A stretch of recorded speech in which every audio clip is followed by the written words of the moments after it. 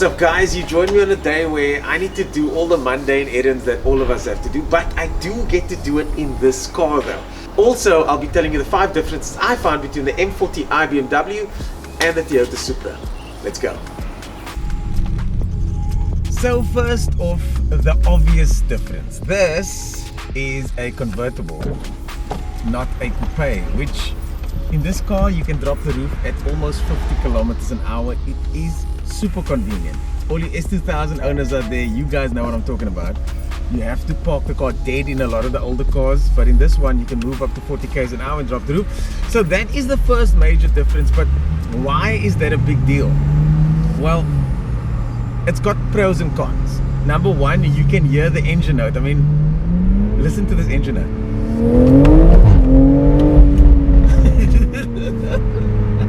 That sounds amazing. I can listen to it all day. I have listened to it all day. So the engine note is the main thing, right? You can enjoy this fantastic engine all the way up to, I think it's 7,000 RPM limit. And the 7,000 RPM limit in this one, because the roof is open, it just sounds kind of better from the inside of the car.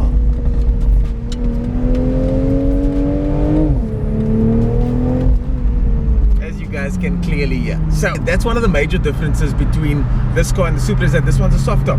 But why? So why else is that a difference? Well, you guys seen the analogy of the matchbox, right?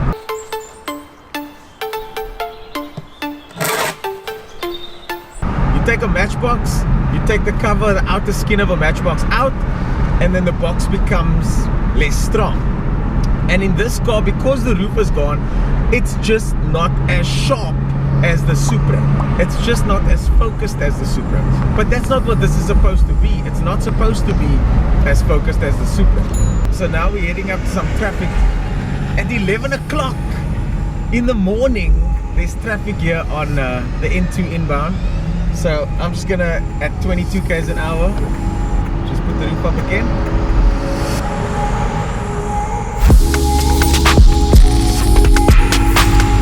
No problem. And then go back to comfort mode. So now we're chilling again. It doesn't matter how good the chassis is, and it is good. It is very good for a convertible. You're just not going to get the same rigidity that you would get from cars like the M2 and the Supra. So the rigidity does, I wouldn't say suffer, but it's definitely less than the Supra. And what makes the Supra really good mid-corner is its adjustability. So I can make small changes on the Supra and adjust the car mid-corner.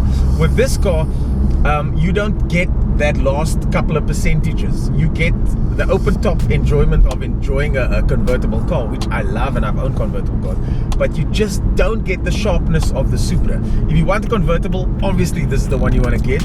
If you want something that's more track orientated, more sharper and driver focused, then you're definitely going to want to get the Supra. So that's difference number one.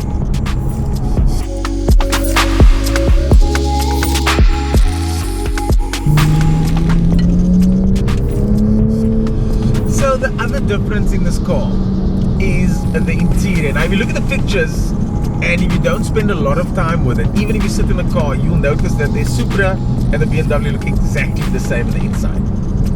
But the BMW feels more premium. It feels way more comfortable. It feels, where there's plastic in the Supra, there'll be leather and soft touches here in the BMW, and I think that's by design. I think BMW and Toyota specifically agree that your car needs to be less luxurious than ours on the inside, and they definitely hit the nail on the head with this one, because the interior of this cabin is just amazing. It's big enough for convertible. It's one of the biggest convertible interiors I've ever been in. It's very plush. There's a lot of cool stuff to look at. There's a button in here, and I'm going to show this button in the B-roll now. Everybody that gets in this car, including Donovan that's sitting over there, asked me, oh, what's that button for? Nobody wants to know, like, traction control, this, that. They're like, what is that button for? So it's a very nice place to be. It's typically BMW, and I just think the interior on this car is better than the Supra, but they probably wanted that to be the case anyways.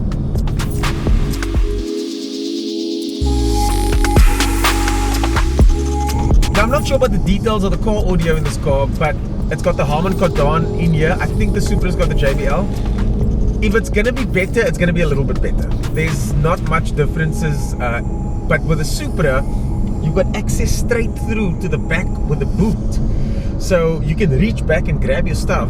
And they've got the subwoofers at the bottom here. But because it's not an enclosed environment, the subwoofers don't really work that well in the Supra. Whereas with this one, the audio system works a little bit better because they've closed this section off. But there is a nifty little cupboard thing here that you can open and reach through into the boot, which I love. The other difference on the inside is that it's got a different steering wheel, the chunkier steering wheel, which I prefer. But having said that, the Toyota steering feel itself is better. So what does that mean? It means that when you're going through corners, the feedback that the steering gets is not as electric or not as synthetic. This one, the steering is very fast, especially in sport mode. If you put it into sport mode, then the steering response is super fast. And some say it's a little bit too fast.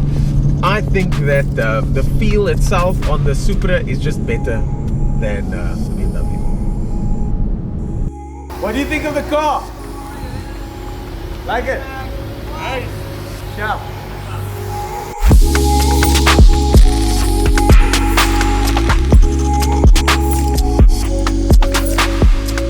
In interior also, this car's got adaptive cruise control, it's got automatic emergency stopping, it's got an awesome camera, it's got a whole bunch of cool interior safety features.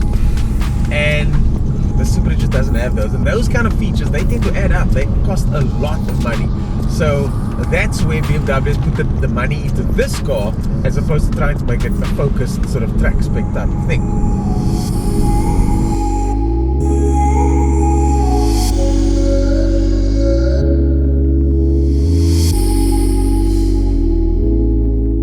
Next is the looks. Now, the Supra, I love the way the Supra looks, I really do, and it's also got a whole bunch of hidden details.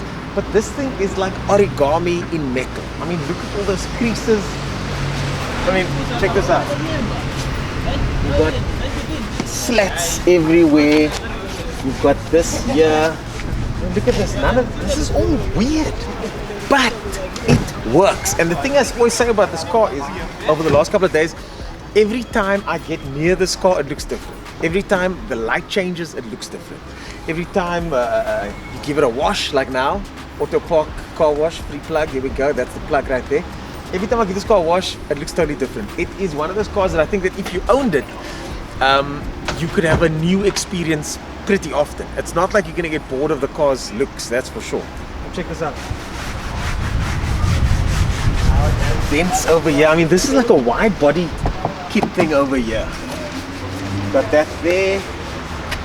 And if you look at the back here, this is the kind of stuff you don't notice when you see the car in pictures. You don't notice these details in pictures, but in the flesh, it's super noticeable. And the looks, I think that is one of the biggest differences, is do you want the sports coupe or do you want a very sexy convertible? That's the question I think anybody that buys this or the Supra is going to have to ask themselves. So there you have it. Those are my thoughts on the M40i convertible, and it's a fantastic car. It is a great car. I have had the best time cruising around with this car for the last couple of days. But it is 1.2 million rand. If I was going to spend 1.2 million of my own rands, would I take this car? Now, that's a good question, and the answer unfortunately is no. I would, if I was in the market for a convertible, I would definitely look at the 2-liter version of this, which is 750,000, or get an M2 competition. If you want power, get an M2 competition. If you want a drop top, save the 250,000 and get the 2-liter balanced version of this car. If you're a motoring journalist and you get loaned an M40i for the week though, that's automatic collision detection thing. That's pretty cool. Thanks for that collision detection. I didn't need it, but thanks anyways. If you're a motoring journalist and you want to drive a fast convertible for a week, this is the car you need. Does that make sense?